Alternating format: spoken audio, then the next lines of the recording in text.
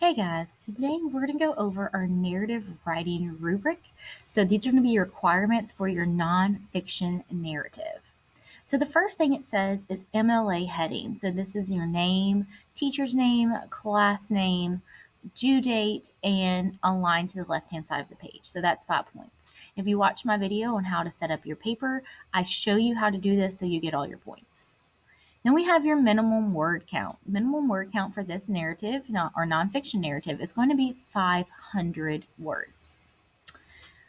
Title, original title, and capitalized title. So that's 2 points. Again, I explained this in the how to set up your video, how to set up your paper video, and I explained how to view your word count. Dialogue. Dialogue is a minimum of 5 pieces, so that's 1 point per sentence of dialogue, and that's 5 different complete lines of dialogue. So that is going to be 5 points.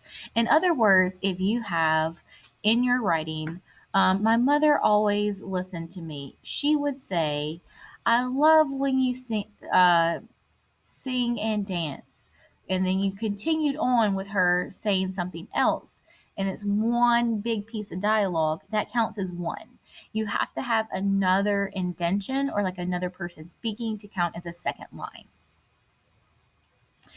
Correct use of dialogue. Quotations when people are speaking, 1 point.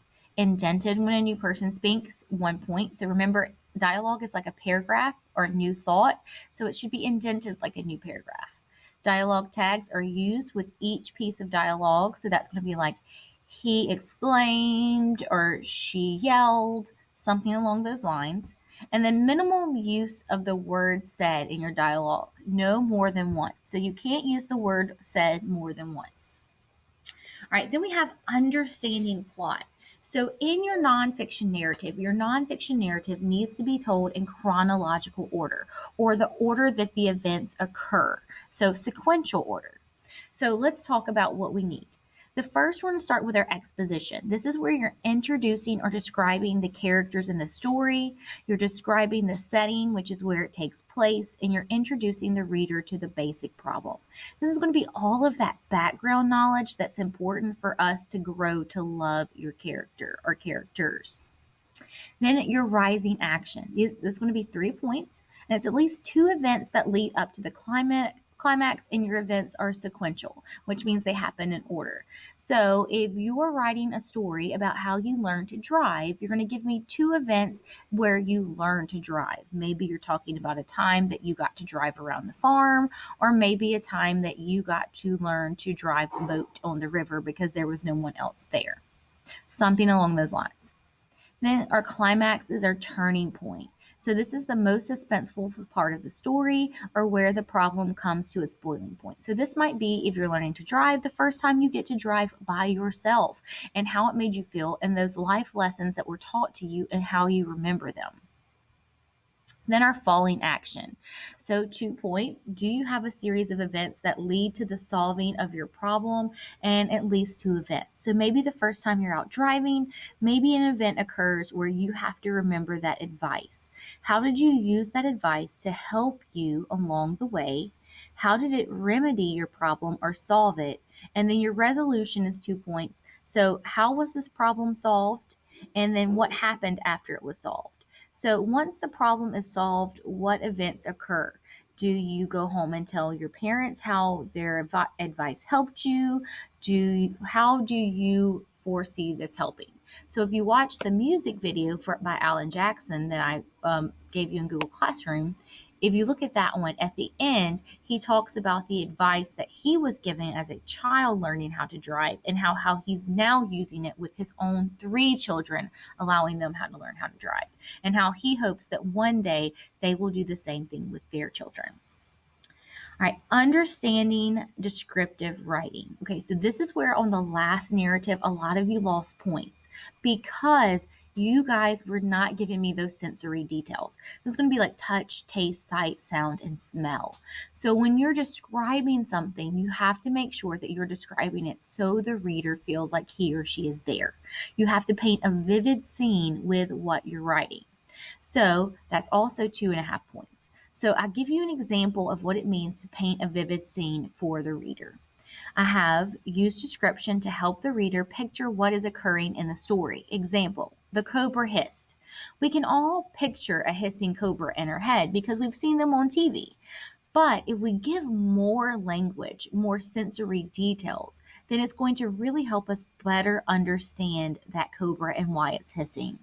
So I might say the aggressive cobra rose 2 feet into the air, reared its head back, and hissed angrily at the terrified guest.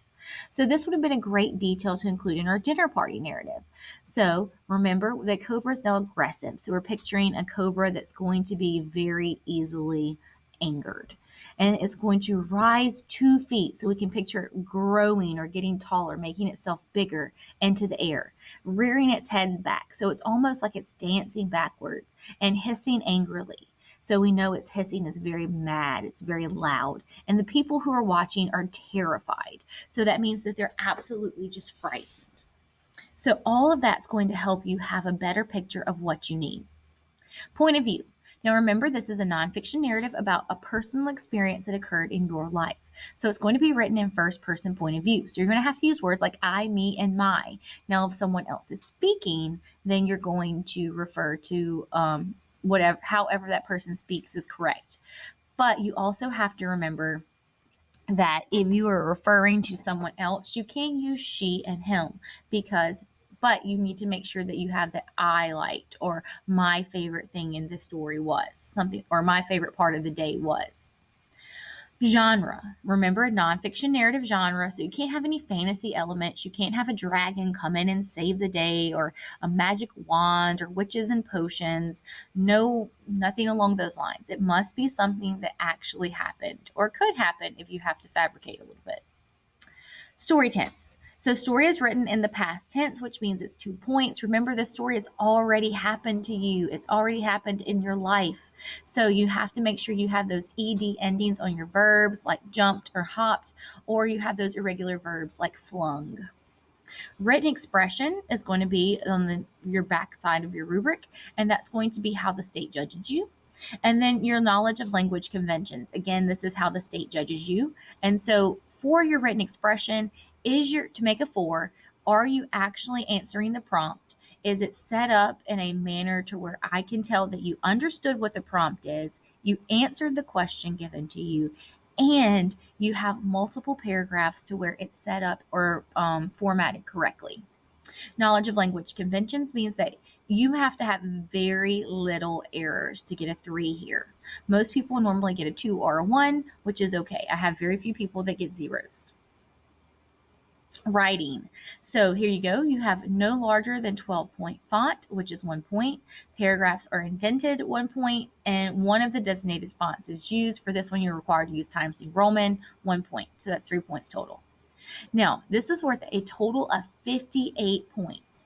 If you do all of this, there is a bonus opportunity as well. So remember all those evidence logs that we had to create with every single story. This is where they're going to come in handy for our Unit 1 narrative. It says you must be able to make a connection to one of your Unit 1 texts to get 4 bonus points. So you're going to make a connection to one of the stories from Unit 1 to the lesson learned. This reminds me of, like in the story, or a lesson I learned was, which was similar to, and so you can tell me, you can use any of those sentence starters to help you out.